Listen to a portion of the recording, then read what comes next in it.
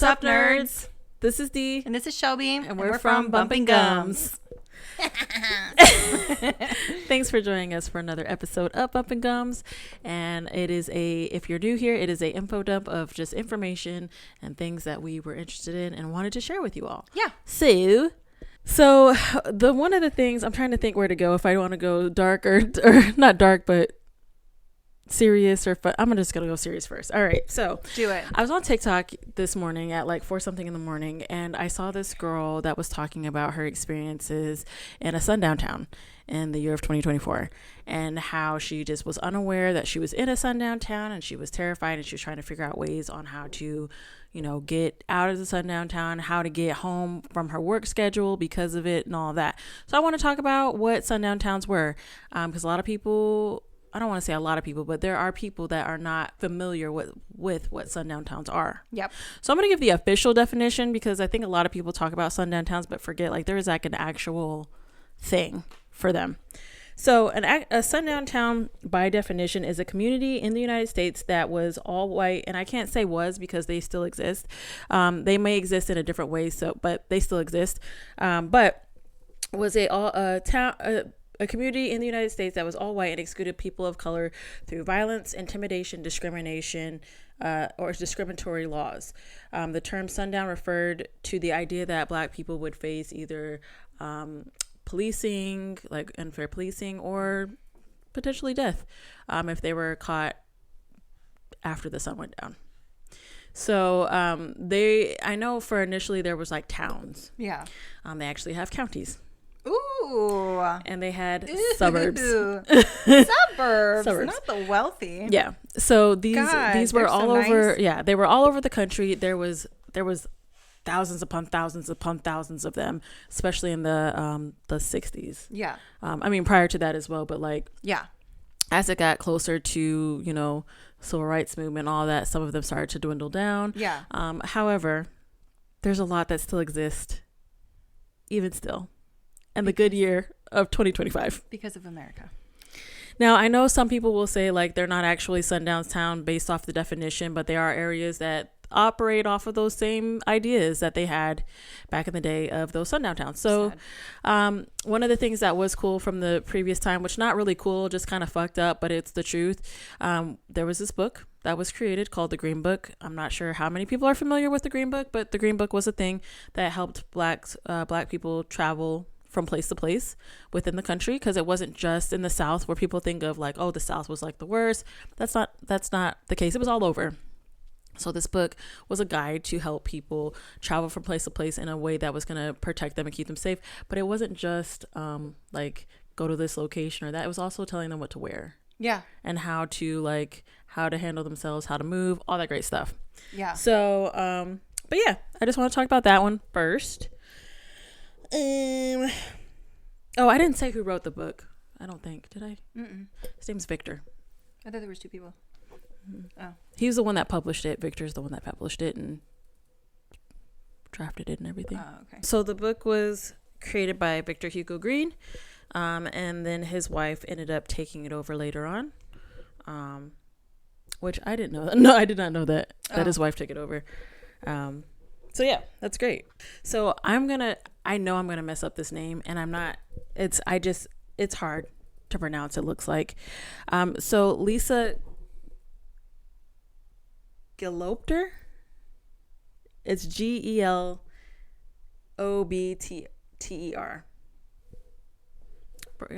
We're love that. Lisa G. Okay, so Lisa Gelobter. She's a computer scientist, an entrepreneur, and she's a tech exec. Homegirl she's part of a lot of the things. She was like a huge pioneer for a lot of the digital media that exists currently. She helped pioneer this program called Shockwave. And it was a multimedia platform that was used for video games. But she also, Shockwave. Yeah. So yeah. she also had a huge hand in Hulu. Oh, did she really? Mm-hmm. Oh, no shit. Mm-hmm. Love that. The thing that is super cool, though, Well, among a lot of things, she's actually really cool because she's done a lot of great things in tech that have really helped propel how things are happening in digital media currently. I mean, she's still alive. Homegirl is like 50 something. She's doing great things. Yeah. But she helps a lot of young girls, especially young Black girls or other girls of color, to get into those tech fields. She does like a lot of advocating for like just important issues within the tech community. Yeah. But she has also, you know, those little things that we use, the graphic interchange formats. Yes. She's the reason they exist. The animation. No way. She's the one that created them. So those things known as GIFs that we use all the time. No way. Lisa's the one that did that. Okay, Lisa G. Shout out to you, Lisa. Thank you, girl. Girl power. Girl power. We love them GIFs. We love them GIFs. GIFs or GIFs. I don't know how they. GIFs. Whatever. GIFs. Love them. Tomato, potato. Literally. Yeah. So shout out to you, girl. Love that. Some great things. Black woman. Yes. Great things. Love you, girl. You did some great. And like continue to do great things for the community. I think that's awesome. And just tech. I think that's huge because getting people of color in tech. Hell yeah. Is awesome. So yeah. My last thing. This is very random. Okay. I love it. I got a Snapple fact. Snapple fact. And I was like, this cannot be true. And it was talking about bubble wrap. Ooh. Okay. So apparently bubble wrap was used initially, or when it was first introduced to the world or the country, it was introduced as wallpaper. Oh, right. So they tried to market it as wallpaper. People were like, absolutely not. That's weird. Could you imagine like actually having both? Honestly, my little autistic self would be like, boop, boop. It would just fill my whole little dreams. And just pop and everything. I'd have to get new wallpaper all the time. All the time. So they tried to market it as that, and they were like, absolutely not. That's not going to work. Mm-hmm. So they marketed it as like greenhouse insulation. Interesting. Right. But also innovative. Right. Love that. So it was invented in the 50s. So 1957, I believe it was that it was created. 50s was doing some wild all types of stuff. And I'm here for it. So in the 50s, there was two engineers, Mark Chavanes and Alfred Fielding. They're the ones who created bubble wrap. In 1960s, they established a sealed air core, and that following year, so in 61 is when IBM started to use it as packaging for their computers. Interesting. And it had changed it ever since after that. Yeah, because after that they were like, oh, this is great for packaging. Yeah, they use bubble wrap for everything. But the reason why I even brought up bubble wrap is because it is Bubble Wrap Appreciation Day. Today? Yeah. Oh, happy Bubble Wrap Appreciation Day. I think it might be tomorrow. Today's the 26th, so I think it'll be tomorrow. Interesting. Yeah, so it's and the reason why Bubble Wrap Appreciation Day even came to be is because some radio hosts in I think like Indiana or something like that were unwrapping microphones on their broadcast, and it was popping in the mics, and people like loved it. Oh my god. And so it stuck around ever since after that. Interesting. So people, in order to celebrate, people like make cute little bubble wrap outfits. They they get things of bubble wrap and they just pop it. Like they do all types of it makes me so funny. Happy. It makes me so happy. Yeah, so it's been like that ever since. I love that though. Isn't that weird? That's weird as shit. Yeah. I think it's just weird that it was originally supposed to be for wallpaper. Like who the fuck would want that as wallpaper? Could you imagine? I would. It would be ruined within 5 minutes. And now you just got saggy balls. To do, like, facts? Were they just trying to do like some futuristic bullshit? Because I just don't understand what the appeal of it would have been. I don't either, except to not like hurt yourself if you ran into the wall. Maybe. Or I mean, this was in the 50s, so they were still knocking around people. That's true. So maybe it was like to protect that protect the wall. That punch. Well, it's to protect the wall from whatever face was being thrown into it. It's like, we need to protect this wall. I need to be able to hit my wife in peace and maintain my home. I'm not gonna have any smudges over here on these walls. Can't have these walls busted up. Because her face? No. Wouldn't that be crazy to find out that these two men created bubble wrap because they were beating the fuck out of their wives? Girl. This list is all hypothetical. Terrible. For all they didn't do this. For all of those who would like to come down our throats and throw us a bunch of different facts that is not true. This is all hypothetical. We're just fucking around. Yeah, we're just fucking around. But wouldn't that be crazy? That would be crazy as shit. That would be crazy as fuck. That'd be sad. He just made it just because he was... Yeah, he's like, God damn these walls. Listen... I put a hole in that last one because her head really just went through. Listen, that's what it was about in the 50s, beating the shit out of women. Keep them in line. Keep them in line. We need them barefoot, naked, and pregnant in the kitchen. Girl. I just threw the naked in because I don't like clothing. I would have been that spinster with like 17 cats and like 16 shotguns ready to blow off that lady face. Always crazy. She always mad on her yard, but she ain't never had nobody at the house. Nope.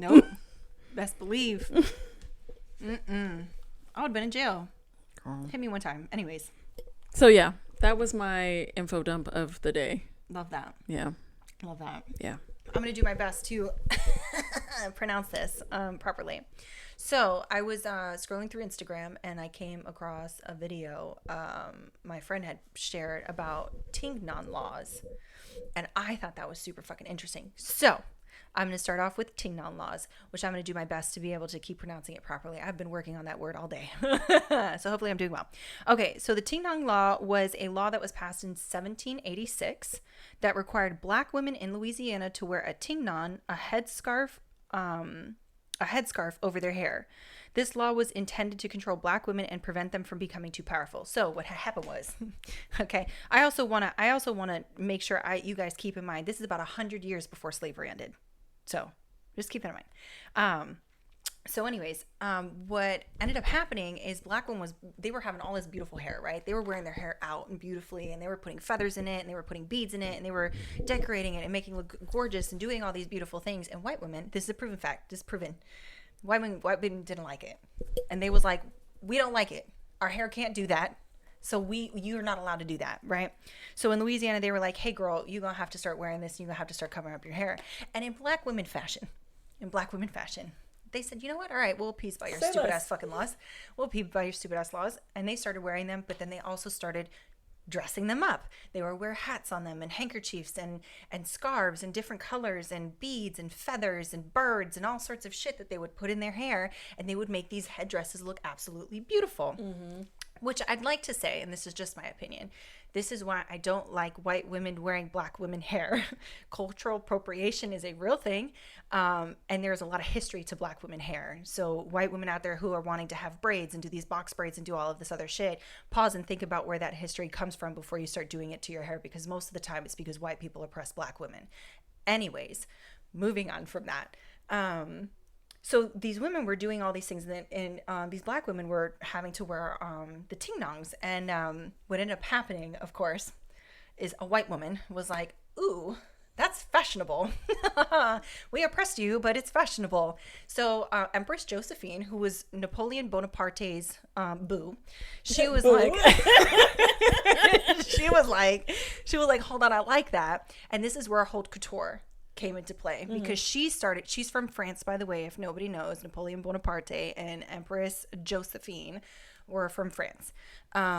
So haute couture came from that, and she started wearing the same thing, headdresses and stuff like that, and that's when French women started wearing it.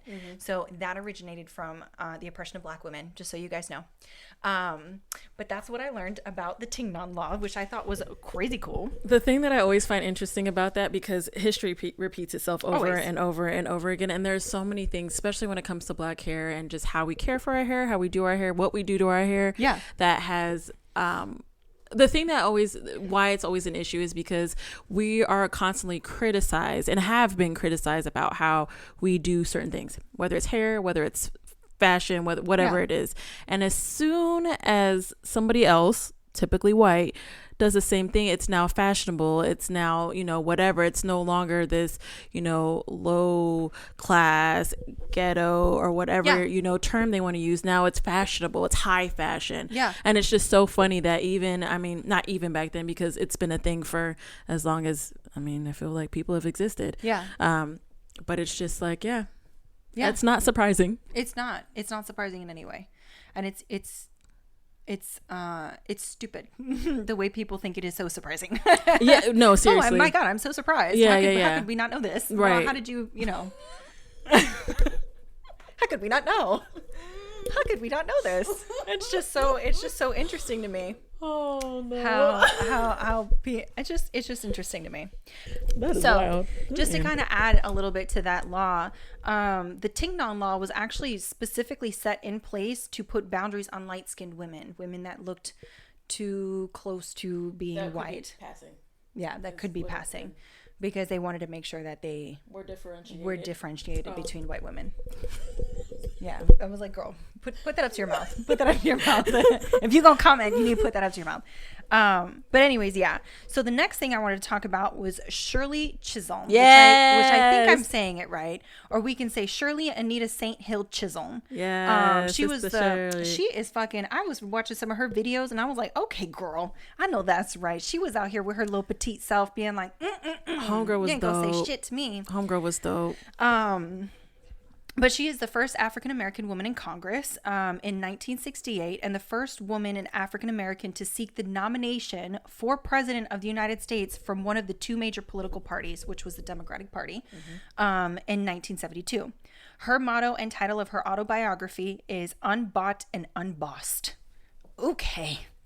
Unbought and unbossed. I know that's right. Shirley. Okay. Buy me. You can't fucking boss me around. I'm doing that little petite black woman. She was like, absolutely the fuck not. Always the little ones. It really is. So in 1964, Chisholm ran for and became the second African American in New York State legislature. After court-ordered redirecting created a new a new heavily Democratic district in her neighborhood. In 1968, Chisholm sought and won a seat in Congress. They called her Fighting Shirley. The Fighting Shirley.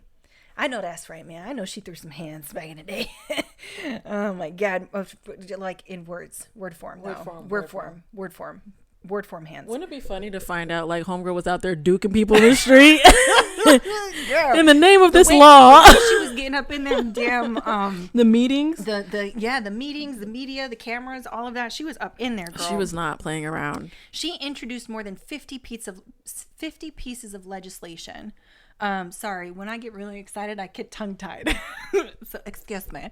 And championed racial and gender equality, the plight of the poor, and ending the Vietnam War. She had a hand in that shit. That woman was badasseries. She retired from Congress in 1983. She taught at Mount Holyoke College and co-founded the National Political Congress of Black Women. And then in 1991, she moved to Florida. Later declined the nomination to become the U.S. ambassador to Jamaica due to ill health. But the last quote she is quoted saying is, "I want to be remembered as a woman who dared to be a catalyst of change." And I hope we all dare to be a catalyst of change, to be honest with you. Let's go ahead and try to channel some of that Fighting Shirley. On behalf of Sister Shirley. But yes. Okay, so the next thing that I want to talk about, which I just think is funny and I just want to talk about it, is the Contraception Act. Please. Contraception Begins at Erection Act, which was proposed in Mississippi in 2025 as of this month. It was proposed by, what the fuck is his name? Hold on a second. A Mississippi State Senator, Bradford Blackman, a Democrat, introduced this bill this week. So this week of 2025, that would seemingly ban men from masturbating or engaging in any other sexual acts when they have no intent to fertilize an embryo. Basically, lawmakers filed a bill that would make it unlawful for a person to discharge genetic material without the intent to fertilize an embryo. Let me tell you what the fines would be if this passed, right? Let me tell you how much you guys would owe, right? Which we all know this isn't going to come into play. Let's be real. All of those who want to hop up in the comments and be like, "But man, we have my body, my choice," bullshit. So the thing is we know this isn't going to pass because we know that the government is made for men. The government is made for men, and it's made specifically for cis white men.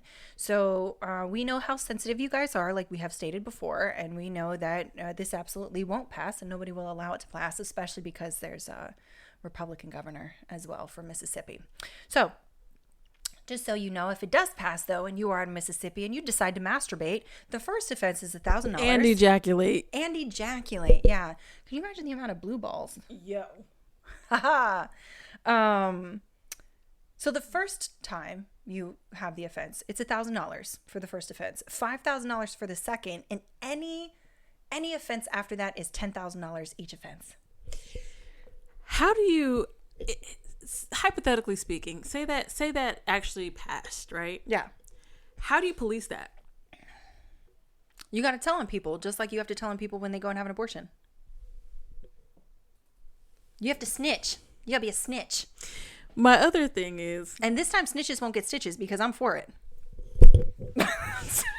For it. Anyways, then. Yeah. I hope it passes. So last but not least, I wanted to talk about the history of horchata. Okay. So I love horchata. Horchata is like a rice milk sort of Latin American beverage, right? It's kind of like an agua fresca. So, but actually it originated from ancient Egypt and it was called chuffa milk and it was made from tiger nuts and, not what I heard. Tiger's nuts? I thought you said tiger nut and I was like, that's insane. Why would they put that in a drink? Well, you know, back then, I mean, back then they believed in some wild shit for real. I mean, they lived long. I mean, whatever. If it was working, sign me up. Do you? No. Tiger nut. Go, go, go. I've taken less. I'm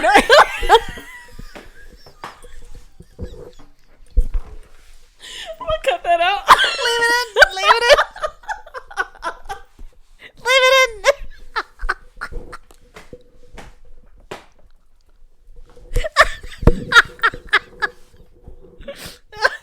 No.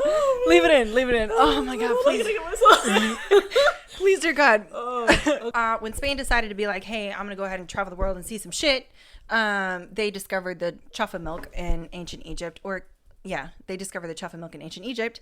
And then Spain turned it into horchata de chufa. So that's actually still super popular in Valencia, Spain. So it's actually a very popular drink in Valencia, Spain. But then when the Spaniards decided to be like, we want to conquer some more shit, let's go find some other land. They landed in Latin America and then they brought the drink with them. But in Latin America, they didn't have tiger nuts readily available.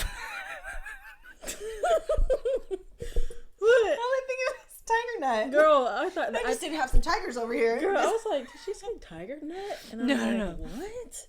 Anyways, when Spaniards landed in Latin America, they actually brought the drink with them, the horchata de chufa, and but tiger nuts are not readily available here, so they actually ended up doing rice, and they learned how to make it through rice, and that's how horchata today with the rice is from Latin America, how like the history of that. But then some places use sesame seeds, some places use like a bunch of other stuff. They used all sorts of different nuts and all sorts of shit to make horchata, but primarily it's made with rice. That's really cool. Yeah So that was the history of horchata. Nice. Yeah, right? Yeah. Makes me want some. Yeah. Anyways, All right, thank you guys. thanks for being here for Bumpin Gums. Yeah, for our little autistic dump, and we are happy to share this information anytime. If anybody has any fun facts that they want us to talk about or say or share or whatever, let us know. We would love to research more shit. I'm going to probably talk about apiaries the next time I'm on here. So, yeah, we'll see. I'm going to talk about, I'm not sure yet. All right, well, we'll figure it out. Thanks for being here with us, guys. Bye. Bye.